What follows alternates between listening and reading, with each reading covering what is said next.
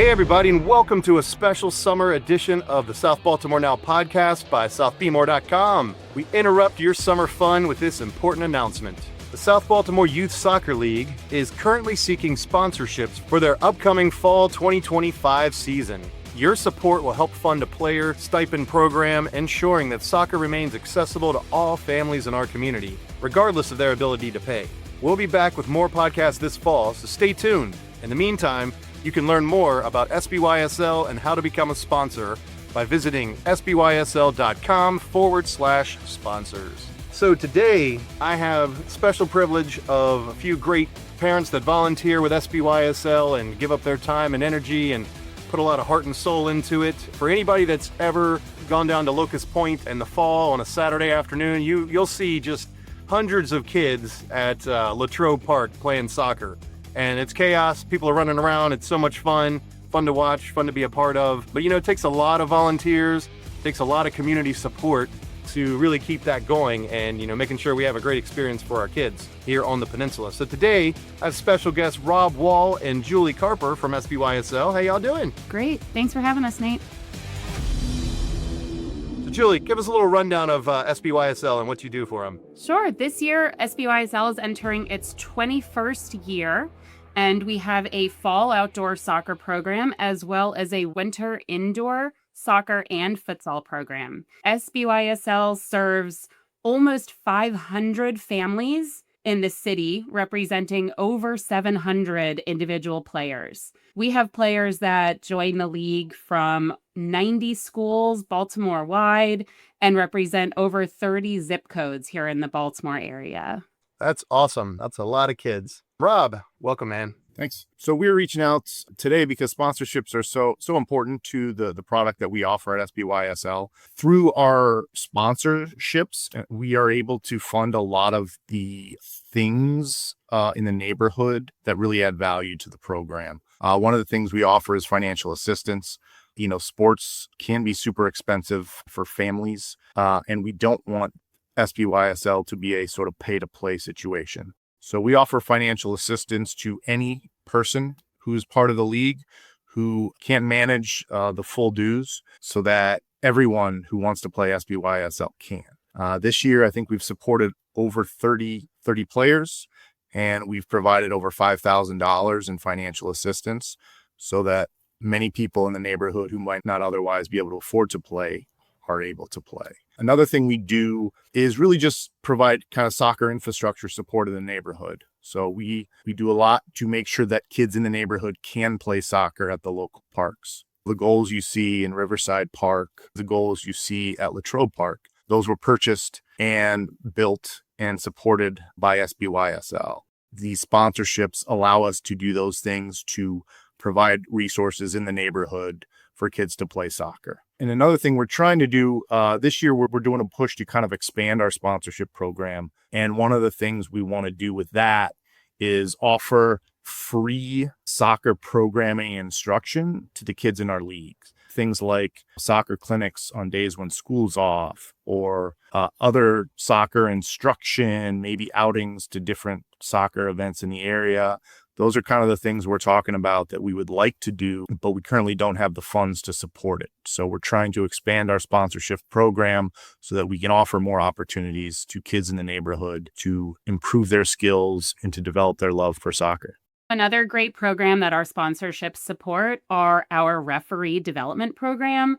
And this gives the opportunity for local kids to learn a new skill, and they can be employed by SBYSL to referee our rec league games, and also gives those kids a chance to earn money. So clearly, the league needs financial support from our local businesses, or really any businesses, even if you're not local and you just love to see soccer and youth sports continue and carry on and provide opportunities for all the kids. What are some of the ways that a local business could actually see their own branding, get their name out there, and what's in it for them? Yeah, we have a lot of different levels of sponsorship that really enable businesses looking to spend pretty much any amount of money to support our initiatives. We're able to give those businesses recognition through our league-wide communications. Some of those sponsors have the opportunity to be featured on our player jerseys. either through verbiage or logo. Another great opportunity for us to recognize our sponsors and for our sponsors to promote their own business in the neighborhood is we're also offering them the chance to set up a table or a booth on Saturdays to promote the services and products they provide. So it's another great hands-on way for these sponsors to be included in the community, involved in our soccer days, and really be able to connect on a more personal level with the customers they're trying to reach by letting all of these local attendees know that they're supporting local youth sports programs. And we're also providing more opportunities to recognize our sponsors through social media. We want to make sure that everyone in the area knows who's helping support youth soccer in the neighborhood and is able to return that thanks by supporting those businesses. Yeah, that's really cool. So it sounds like your local business, regardless of how much, whether it's a little bit or whether it's a lot, there's going to be different tiers and different levels of how they can support. But also, they're going to get their name out there on social media. There's potential to get their name on a jersey, on the website. That's one thing I've always loved. And I've noticed that when you go down there to watch the soccer games, you see those kind of sponsors, you see some logos and banners, and there's a lot of eyes on those jerseys every single Saturday. So those brands really get recognized and really get noticed. And parents tend to want to support those, and the fans tend to want to support those businesses. I'd like to add that I think we just did a revamp of our jerseys in the past year. They look really great, and the kids love them and love to wear them. I see kids from the neighborhood wearing their jerseys after school to other sporting events, just out hanging out in the neighborhood. I think the jerseys look sharp, and the kids are proud to be part of the league and to be wearing them. So this isn't just a jersey that the kids are going to wear to the game, throw in their closet, and bring out next Saturday. It's something that they want to wear because, these look like professional jerseys. So they want to wear them around town and show that they're part of this league and part of this team. So the brand recognition just doesn't stop when they walk off the soccer field. It's really something that's present throughout the neighborhood throughout the year. Let me ask you this. How many teams are actually out there pretty much every Saturday? Different ages, different teams, and just talk about some of the variability of the league itself. Sure. We have over 60 teams divided into 5 league divisions, and that includes our girls only division, which is now in its 3rd season, in addition to age groups that range from 3 years old up through high school aged players.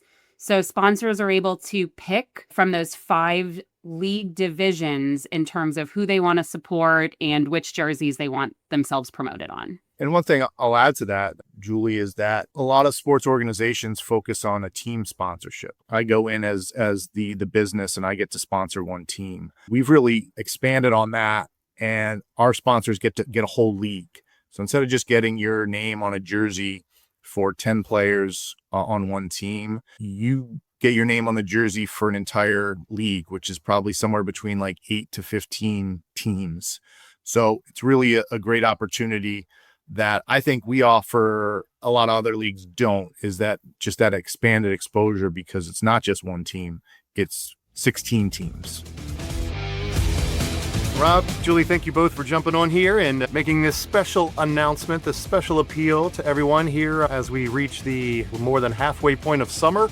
I know the season's starting pretty soon, and I know we have a pretty tight deadline to try to get all these sponsors lined up. So what is your final message to those that might be interested? Opening day is coming up quickly. Unfortunately, summer is going to be winding down soon. Our first game is on September 6th at Latrobe Park.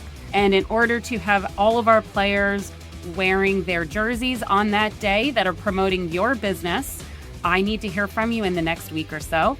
You can reach out through an email, sbysl.sponsorship@gmail.com, and we can find the right opportunity for you to let the whole neighborhood know that you are supporting local youth soccer.